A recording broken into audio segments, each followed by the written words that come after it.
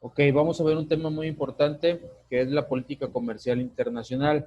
Esto es, antecede, en este caso, a la cuestión de una integración política como países.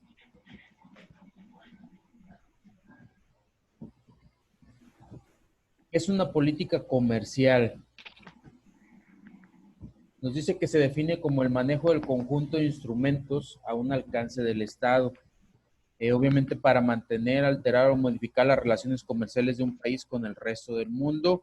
Incluye políticas arancelarias, las cuales actúan como mecanismos protectores y de captación hacia los recursos bajo la forma de impuestos indirectos. Y obviamente todo esto se graban en operaciones de comercio exterior.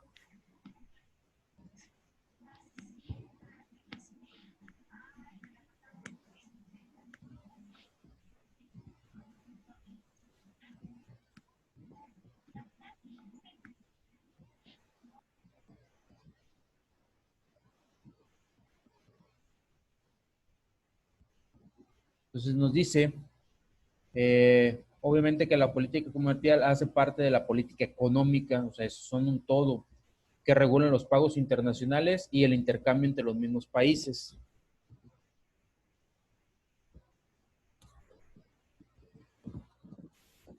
Obviamente también, aparte de todo, del comercio internacional, está ligada a la política cambiaria, obviamente a las divisas de cada uno de los países, porque es importante el tipo de cambio en el flujo internacional de los capitales. ¿Qué buscamos con una política comercial? Obviamente generar procesos de integración comercial, facilitando el acceso a los mercados externos. Obviamente la armonización en la cuestión de las actividades económicas y que se dé de manera correcta el peso específico de cada uno de los países en el desarrollo del mercado. ¿Qué tiene como objetivo la política comercial? Pues mejorar la distribución del ingreso y el nivel de vida de la población, obviamente donde se está aplicando la política comercial, fortalecer el desarrollo del mercado interno, cumplir con los compromisos internacionales contraídos, aumentar la capacidad productiva, diversificar la estructura, incrementar los niveles de empleo, favorecer la competitividad y estimular el cambio tecnológico. ¿Por qué es importante realizar o aplicar, obviamente, la política comercial? Obviamente implica relaciones comerciales con terceros países. Eh, Obviamente tiene en particular el uso de un arancel aduanero común, comunes relativos también a las importaciones y las exportaciones. Hay tres tipos de políticas comerciales. La primera es el proteccionismo, luego tenemos el libre comercio y después tenemos las barreras al comercio que contienen cuestión, habla en cuestión de los aranceles. Anteriormente ya habíamos visto en otras sesiones lo que es la parte del proteccionismo.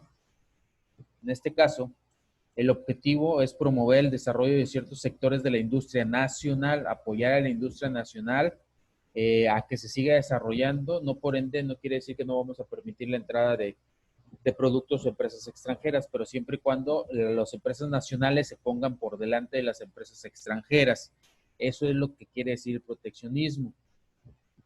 Permite el establecimiento de altos aranceles de importación para aquellos bienes que en este caso se desean producir o que queramos que introduzcan internamente. O sea, son restricciones, en este caso a las importaciones.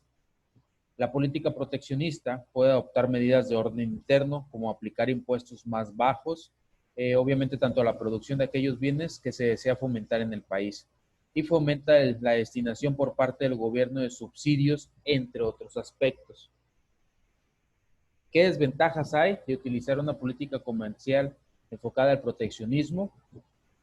Obviamente hay una limitación recíproca, la ley del más fuerte impera, existen presiones de sectores específicos, obviamente se encarece el producto o servicio y puede haber desabastecimiento. ¿Qué beneficios?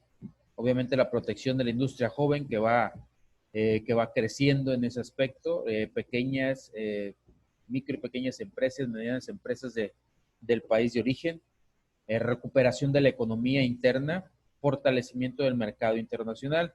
Obviamente la imagen es una imagen que podemos representar a grandes rasgos en ese aspecto.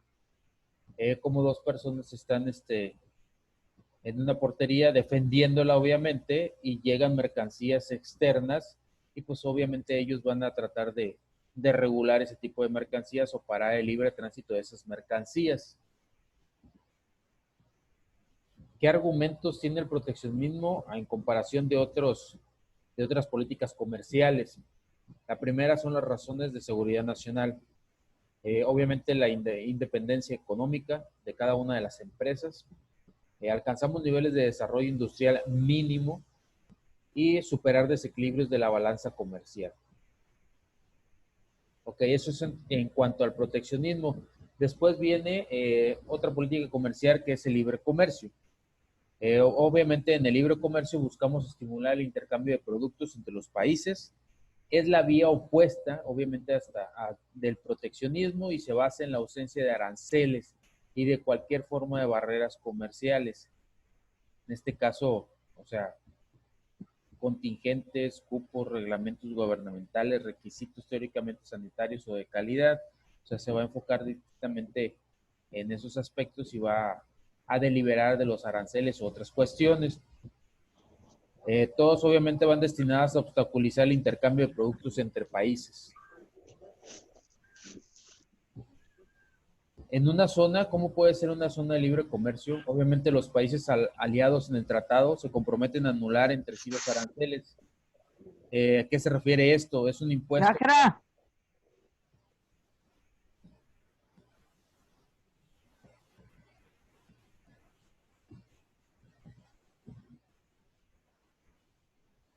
En este caso es un impuesto o es un gravamen que se le pone, que se le quita obviamente el proteccionismo lo pone y el libre comercio lo quita. Obviamente que debe ser un gravamen que se paga por las mercancías que son de importación en este caso, o en este caso de la exportación de bienes para que puedan entrar al país, en este caso donde se están importando.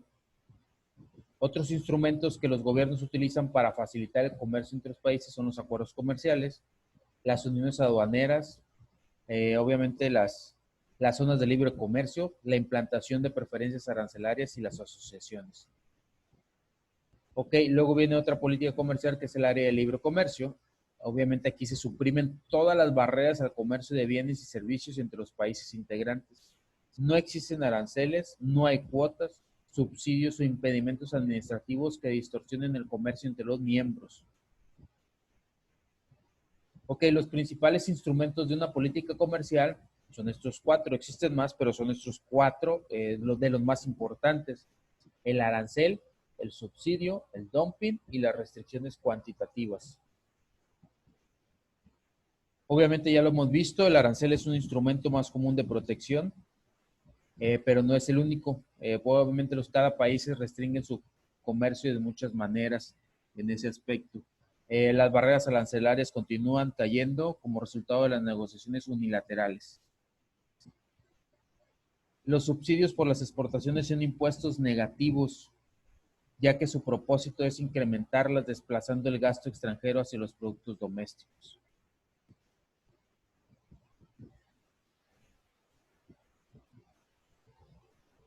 El dumping, obviamente, es una discriminación de precios internacionales y se presenta cuando un monopolista cobra un menor precio a los compradores. Obviamente, cuando alguien va a entrar a un país, está exportando y el país obviamente está importando y él llega con un precio muy por debajo de lo que realmente se maneja dentro de su país. Entonces, es una competencia imperfecta, así se le denomina el dumping y obviamente, pues, los países están en contra del dumping. También existen las restricciones cuantitativas. Estas partes se logran limitando el volumen físico. Obviamente cada país dice, ¿sabes qué? Sí vas a poder importar. Nosotros sí vamos a poder importar tu mercancía, tú sí vas a poder exportar, pero pues te limitan en cuanto a volumen, en cuanto a mercancías para que puedan entrar.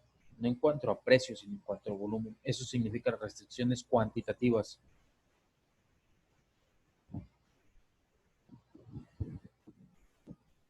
Obviamente, tenemos los cuatro instrumentos de la política comercial que afecta en cuanto a precio y que afecta en cuanto a cantidad. El arancel afecta en cuanto a precio. Obviamente, el arancel y la cuota de restricción van a reducir el comercio, el libre tránsito del comercio. Obviamente, el precio le afecta el arancel y la cantidad, la cuota de restricción.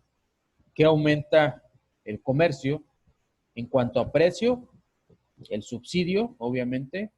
¿Por qué? Porque, por ejemplo, si tenemos un producto que entre con un arancel muy alto, entonces que obviamente encarece el producto en el mercado nacional, pues obviamente el gobierno tiene la facultad para ponerle un subsidio y así ponerle un precio competitivo.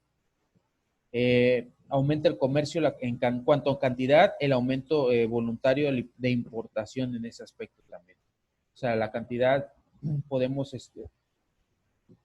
regular qué es lo que entra y qué es lo que no entra en cuanto a cantidad, cuánta cantidad puede entrar y cuánta no. Obviamente el organismo que regula todo eso es la OMC, la Organización Mundial del Comercio, a nivel mundial. ¿Cómo se maneja, cómo es la organización y el control de la Organización Mundial de Comercio dentro del ámbito internacional? Los primeros 4 países con mayor participación en el comercio internacional, los tenemos en la imagen: Estados Unidos, Japón, Alemania y China. O sea, ellos son objetos de un examen cada 2 años. Los 16 siguientes, obviamente después de esos 4, los 16 siguientes, obviamente cada 4 años, y los demás cada 6 años posteriormente, pudiéndose fijar un intervalo más extenso para los países menos adelantados de los miembros.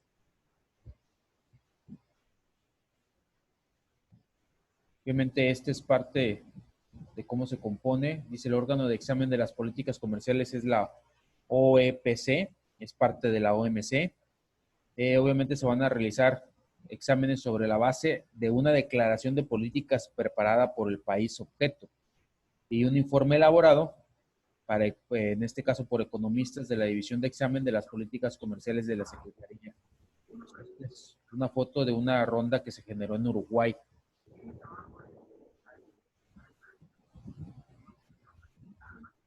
Entonces, dentro de esa parte de la OMC hay una parte que es un proceso de integración comercial.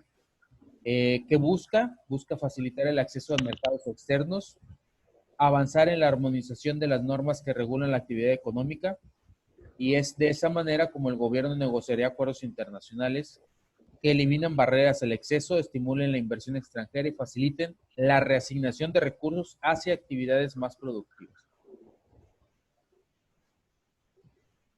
La OMC nació en 1995. En este caso es una organización joven y en este caso es la antecesora de la GATT. Anteriormente estaba la GATT. La GATT ya cumplió, todavía existe, cumplió 50 años, pero poco a poco va deslindando más responsabilidades a la OMC. ¿Qué funciones tiene la OMC? Administrar los acuerdos comerciales, servir de foro para las negociaciones comerciales, resolver las diferencias comerciales y examinar las políticas comerciales nacionales también. Obviamente ayudar a los países en desarrollo, economías de desarrollo, economías emergentes, en cuestiones de política comercial, obviamente prestándoles asistencia técnica y organizando programas de formación y que cooperen con otras organizaciones internacionales.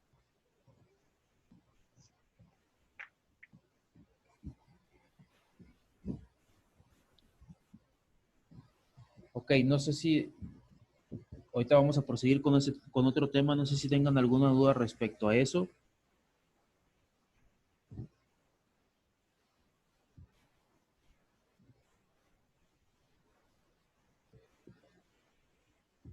No, ninguna.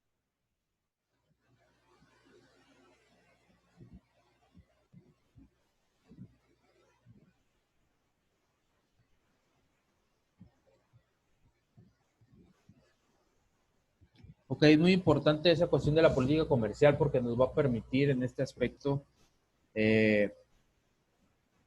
nos va a permitir el siguiente paso, que es la integración económica. Si no tenemos una política comercial bien establecida, obviamente no podemos seguir en el siguiente siguiente camino, el siguiente proceso en ese aspecto.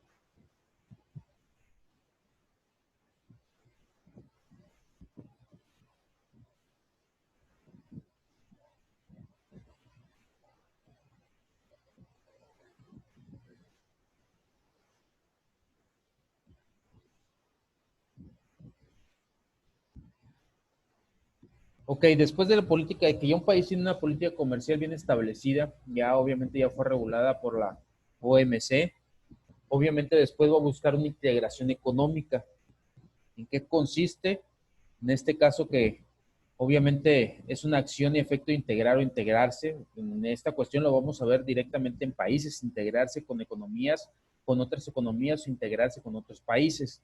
Y hay dos formas en este caso de establecer relaciones internacionales en materia de intercambio comercial. Primero, obviamente, mediante la cooperación, que esta va a incluir acciones destinadas a disminuir la discriminación, como es el caso de acuerdos internacionales sobre las políticas comerciales, y eso lo regula la GATT y regula la OMC.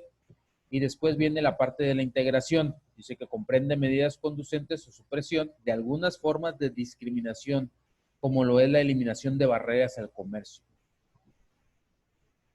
¿Cómo podemos integrarnos como países? Una puede ser el uso de la fuerza por parte del gobierno o por parte de otros gobiernos o de la vida, en este caso, de una forma de vida internacional, por parte del Estado o coalición, obviamente de una coalición que tiene el poder suficiente para utilizar la fuerza, en este caso, para que se integren las economías. Otra puede ser la formación de comunidades políticas, que se debe fundamentalmente a la acumulación de valores e intereses compartidos, entonces a través de la interacción pacífica entre las distintas unidades. Hay, en este caso, viéndolo desde el punto de vista de integración política, pues es un proceso en el cual dos o más países transfieren instituciones comunes supranacionales. Desde el derecho internacional público, es una fusión también de ciertas competencias estatales en un órgano superestatal o supranacional. Y integración económica, obviamente alude a un proceso en el cual dos o más países proceden a la abolición de barreras discriminatorias. Obviamente van a compartir un espacio económico común y van a facilitar el libre tránsito de bienes y servicios, factores productivos, etcétera, etcétera, etcétera. Entonces tenemos varios conceptos de varias personas, de varios economistas, que nos hablan de lo que consiste la teoría, la integración económica en este caso. Obviamente, pues nos dice Balazas que es una teoría de integración económica, es parte de la teoría del comercio internacional que se desarrolló a partir de un análisis de unidades aduaneras. Myrdal nos dice que es un ajuste interno y recíproco de las comunidades, obviamente, cuya mutuo va a haber una dependencia entre ambos y va a ser cada vez más estrecha. Marjolin nos dice que es todo un proceso que acarrea un mayor grado de unidad. Y así sucesivamente tenemos varios conceptos de cómo es la definición, en este caso, de una integración política.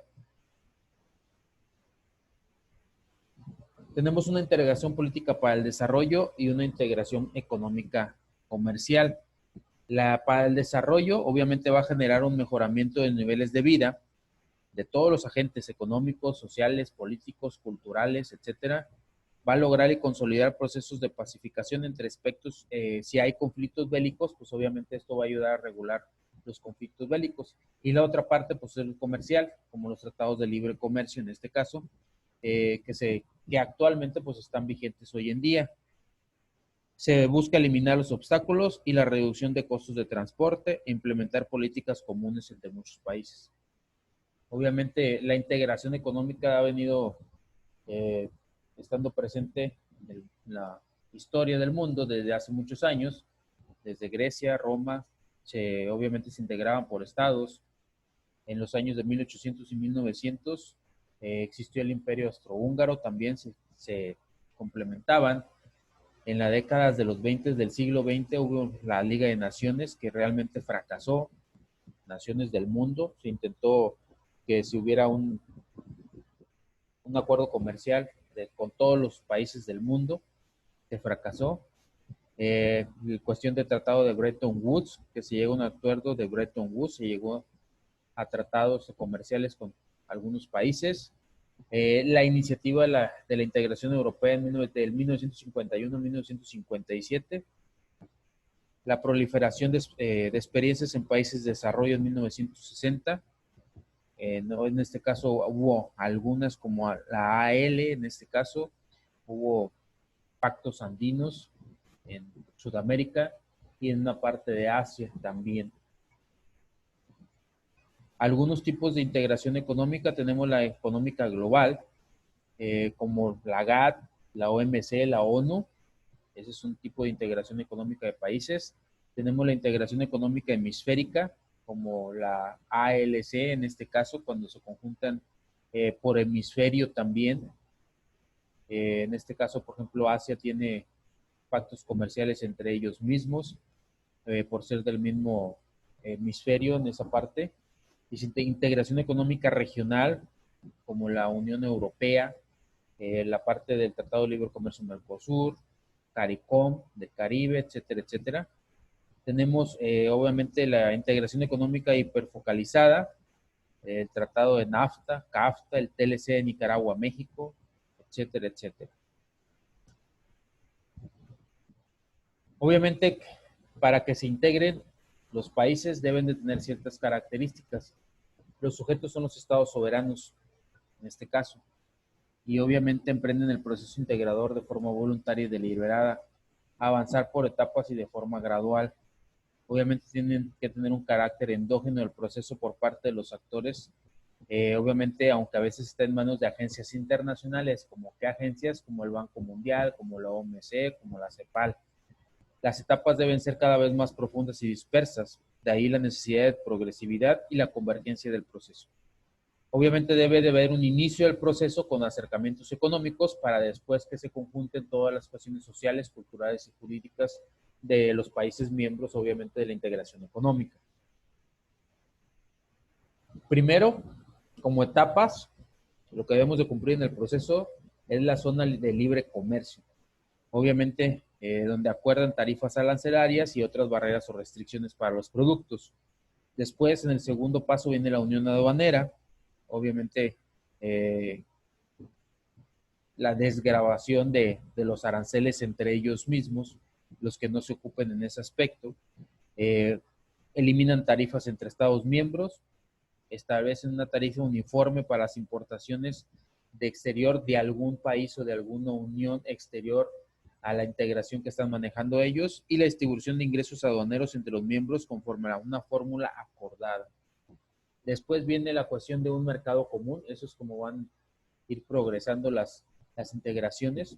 Obviamente van a compartir uniones aduaneras en ese aspecto, libre circulación de personas, servicios, capitales, como hoy en día pasa en la Unión Europea, que ellos andan como en Europa andan ya los ciudadanos europeos, es una Unión Europea, son comunitarios, y andan como si nosotros anduviéramos aquí entre estados, como si nosotros pasáramos de Tamaulipas a Veracruz, de Veracruz a Puebla, de Puebla a México, etcétera, etcétera. Así andan ya en la parte de Europa. No hay aduanas internas ni barreras tarifarias. Hay una política comercial común entre todos ellos. Hay desplazamiento de factores productivos, cuáles son capital, dinero, el trabajo, los bienes y los servicios. Y existe una legislación de países miembros para unificarse en este caso.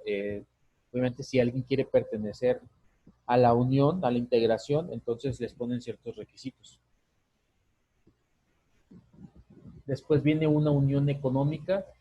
Obviamente ya se han conformado en un mercado común, se incorpora la armonización de las políticas económicas nacionales y entre ellas las políticas monetarias, financiera, fiscal, industrial, agrícola, etcétera. O sea, todas las economías ya se entrelazan entre sí. Y después viene la integración económica completa. Ya se produce cuando ya, en este caso, ya hay una integración final, ya los mercados ya están en transcurso de un proceso y pues ya hay más campo monetario, ya pueden andar libremente, ya pueden, en este caso tienen una misma política fiscal, las culturas son las mismas, las comparten las mismas costumbres, son una misma sociedad, o sea, ya es una integración completa en toda la parte. Representativamente, ¿cómo va? Primero empezamos con una zona de libre comercio, después existe una unión aduanera, hay acuerdos de complementación económica, luego viene un mercado común, luego una unidad económica y al último ya se complementan en todas las cuestiones. Desde mi punto de vista, en este aspecto, la única que cumple la mayoría hasta, hasta el quinto proceso es la Unión Europea. Para mí va en la Unión Económica y a punto de pasar al sexto paso de la integración económica, que es la integración económica total. Pero de todos los tratados de libre comercio que hay en el mundo ahorita, o de en este caso, lo único que cumple, por eso se le llama Unión Europea, es en este caso el continente europeo. ¿Qué ventajas tenemos? Proceso de industrialización, economías de escala, atenúa tensiones, existe capacidad de negociación conjunta, tendencia a unificarse y existen procesos democráticos. ¿Qué desventajas?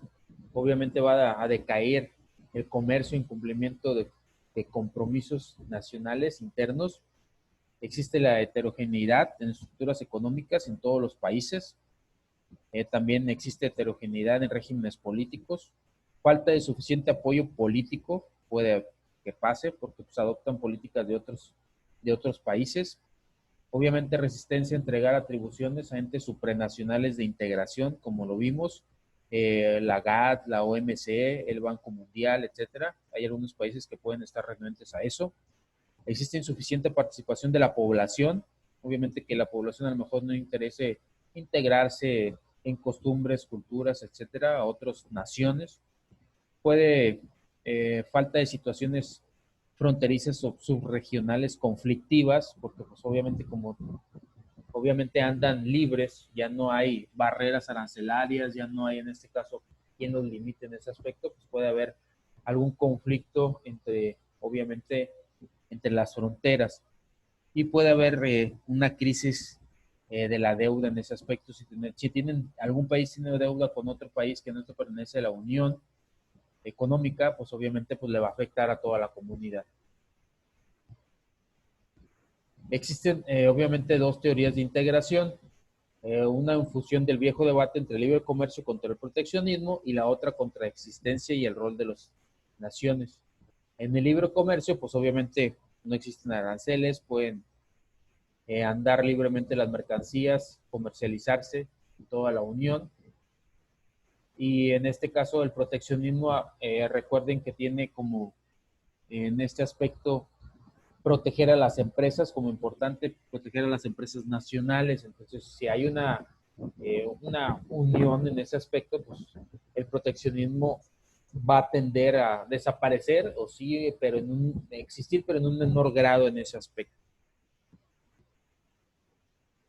Y en cuestión a la otra teoría, número uno, pues hay teorías federales que implican la cesión por parte del Estado, que el Estado dé obviamente que ceda el control a otros organismos, como ya lo veíamos, y hay una teoría funcionalista, que es lo que pasa que cuando el Estado no cumple, no satisface las necesidades básicas de toda la población. Entonces, no hay una necesidad de participación de los estados, sino que la integración es promovida por técnicos o tecnócratas. Obviamente, los traslados de lealtades de la nación o supranación, o sea, ya a lo mejor el país ya no le va a ser leal a su gobierno, sino a los organismos internacionales. Y se logra una ramificación hacia otras actividades o sectores. Por contraparte, la neofuncionalista, el Estado es considerado como obsoleto. O sea, aquí el Estado realmente, en la teoría anterior, pues el Estado todavía puede dominar algunas de las partes, pero aquí obviamente el Estado desaparece. Ya se deslinda toda, todo el poder o todo el poder económico en ese aspecto a órganos supranacionales. La igualdad económica entre los Estados miembros es igual. Existe homogeneidad entre ideas, entre la élite. Existe pluralismo político, estabilidad política y gran capacidad de respuesta política también. Obviamente hay críticas a un modelo federal, pues porque el Estado dejará de ser la principal unidad política en el sistema comunitario.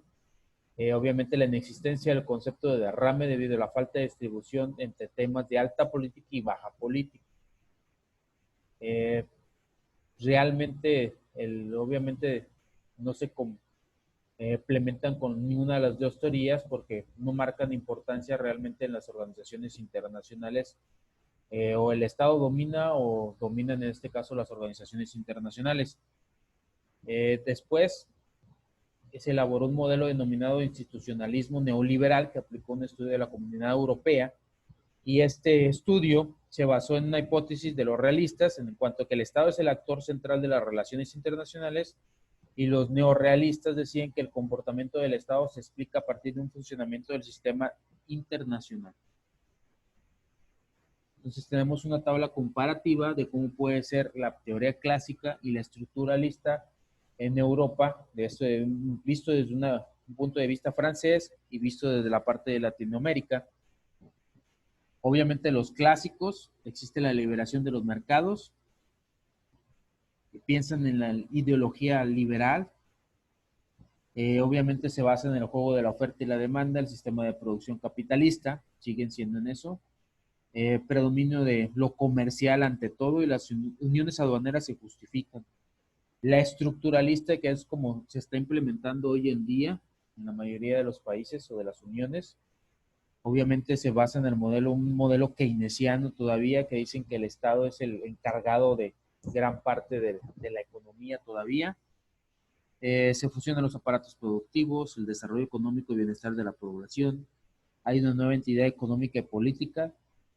Como características prevalece la solidaridad entre la interpretación estructural, o sea, hay solidaridad en todas las naciones que comprometen la integración política, y es un proceso dinámico y progresivo en ese aspecto.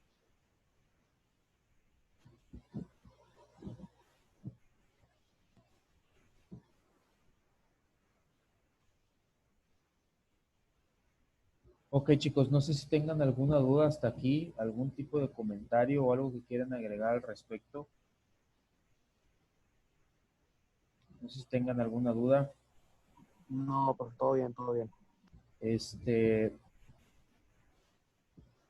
¿A qué hora les parece bien? ¿Les parece que les libere el link del examen hoy mismo por la más noche?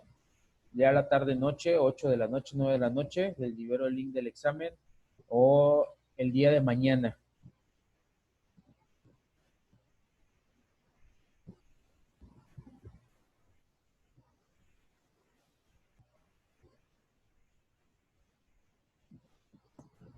A ver, escucho.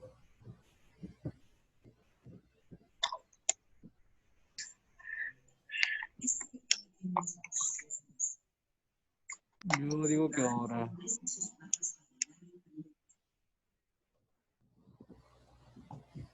Hoy por la tarde, tarde, noche ya. No sé si les parece bien como a las 8 de la noche que les libere el link para que presenten el examen. No sé qué opinas tú, Felipe. ¿De cuánto va a ser la duración, disculpe, lo que va a estar Lili? No es sesión de Zoom. Yo se los el examen está en la plataforma de Classroom como si fuera una tarea. Les libero el link y ustedes lo van a realizar. No es sesión de Zoom. Es un examen en línea. Aproximadamente, a lo mucho se deben de tardar una media hora, a lo mucho, cuando mucho.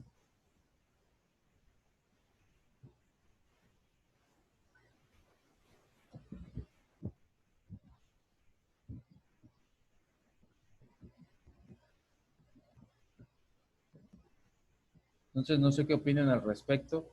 ¿Se los libero hoy más tarde o sería mañana?